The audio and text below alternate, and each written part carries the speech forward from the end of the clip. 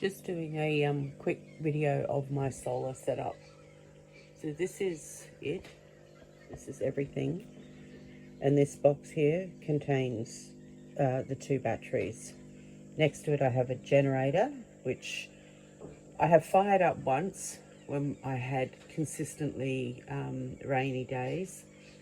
I'm super impressed with how much the batteries will still charge even on an overcast day. And when I fired up the generator, realistically, I probably didn't need to.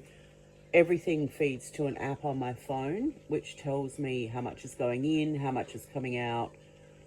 The system that I bought is able to be upgraded one more level, so I can get one more set of panels and one more battery for this system if I wanted to.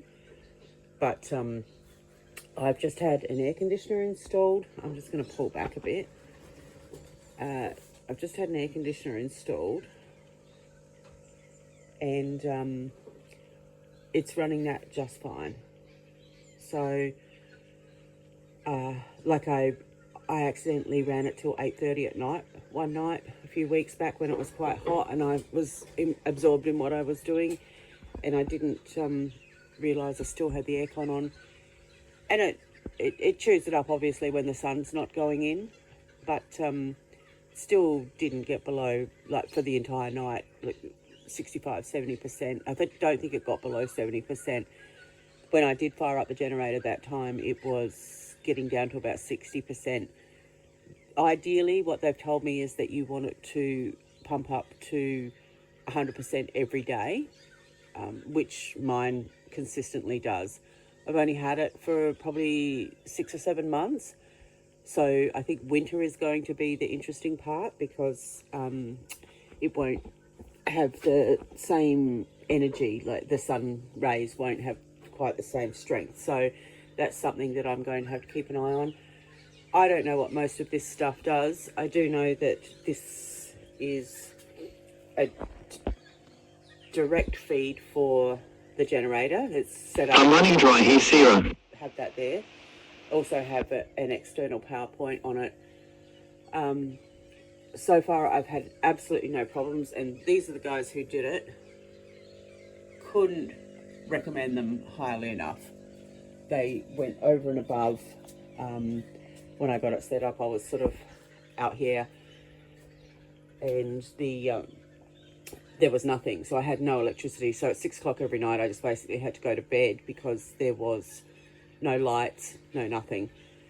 And they pushed through, working through into the dark to actually get me some lights and stuff happening.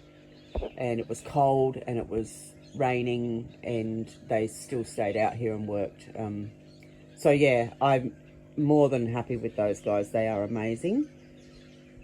And if you're going to get a solar system, I would highly recommend you get in touch with them. But that is my setup, and I just keep a little drum there with the funnel and fuel and stuff for the generator. Generator has an electric start, which I would highly recommend, having had generators over the years and standing over the top of them, pull starting them and nearly crying because I couldn't get them going.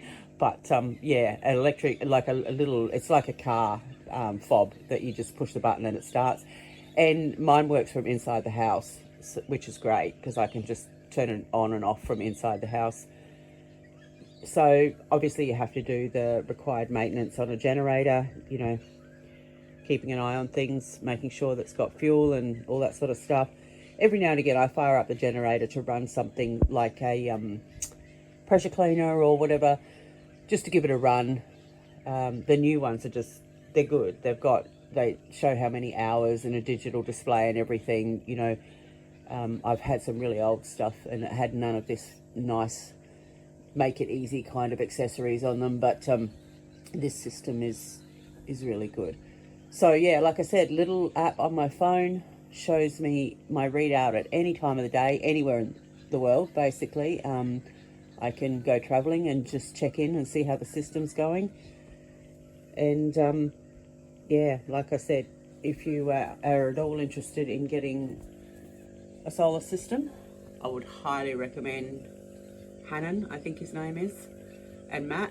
They are great guys and they did an amazing job.